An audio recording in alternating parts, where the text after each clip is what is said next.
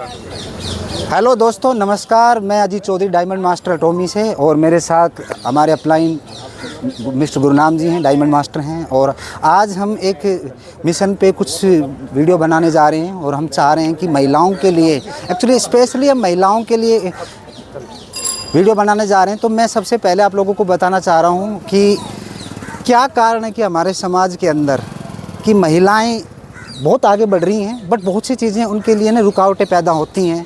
Network marketing लगा लीजिए, office लगा लीजिए। तो मैं मिस्टर गुरनाम जी से ही पहला क्वेश्चन करना चाहूँगा। तो ये चीज़ें हमारे अंदर भी थी और माइंड में थी कि लेडीज़ें आगे बढ़ती हैं तो हमें कैसे सपोर्ट करना चाहिए। तो मिस्टर गुरनाम जी। जी शुक्रिया। देखो, इसमें तो कोई डाउट है नहीं, ज़माना तो चेंज हो रहा है, बदल रहा है, और बदलते ज़माने के हिसाब से हम सबको बदलने की भी ज़रूरत है, चाहे वो लेडीज हो चाहे जेंट्स हो। और बात ये थी कि हमारे यहाँ पे समाज में अगर हम बात करें कंपैरिजन टू अदर्स कंट्री, हमारे यहाँ पे महिलाएं बहुत कम आगे काम करती हैं, चाहे वो जॉब हो या कोई बिज़नेस हो या फिर नेटवर्किंग इंडस्ट्री हो।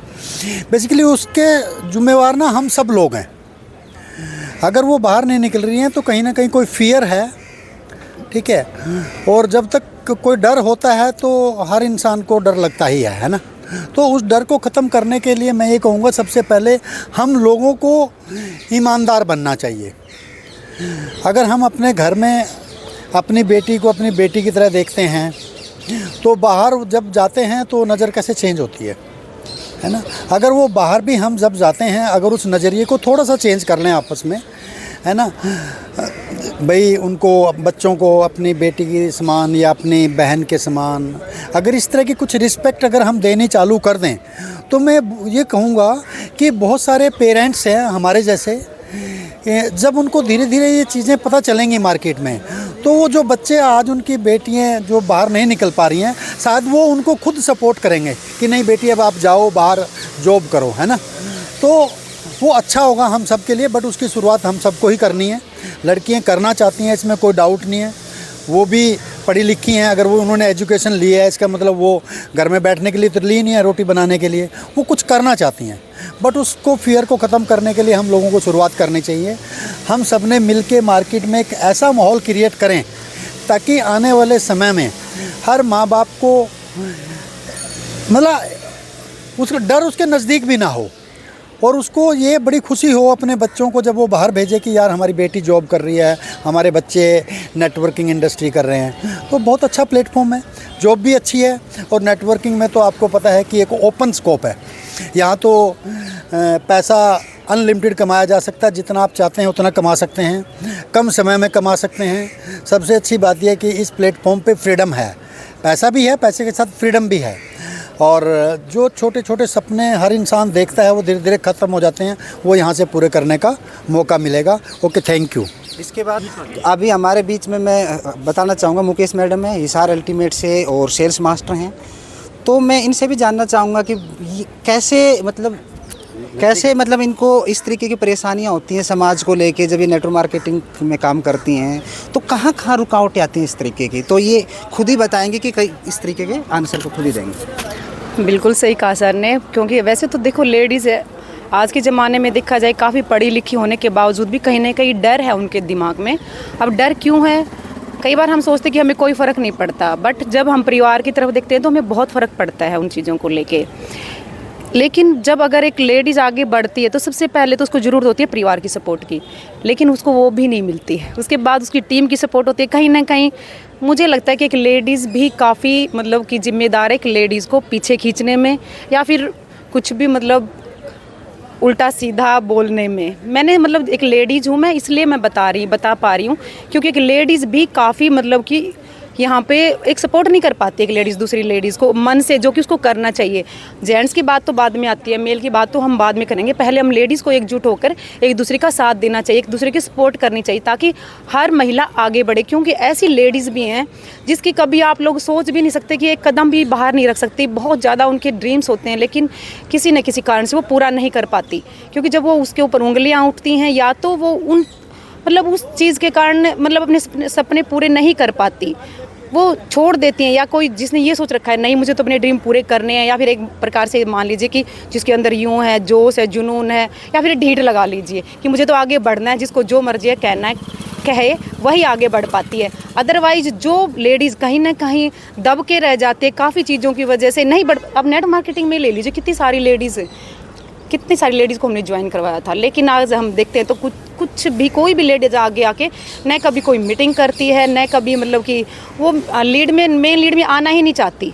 तो हमने देखा है कोई ना कोई, हमने पर्सनली फ़ोन करके भी पूछा है, रीज़न यही रहा है कि सबसे पहले घर वाले ही उसके ऊपर ब्लेम करना। और थैंक यू मैडम। मैं अभी आपके सामने इंट्रोडक्शन करवाना चाहूँगा। सविता मलिक है और अपनी द्वारका से ही हैं।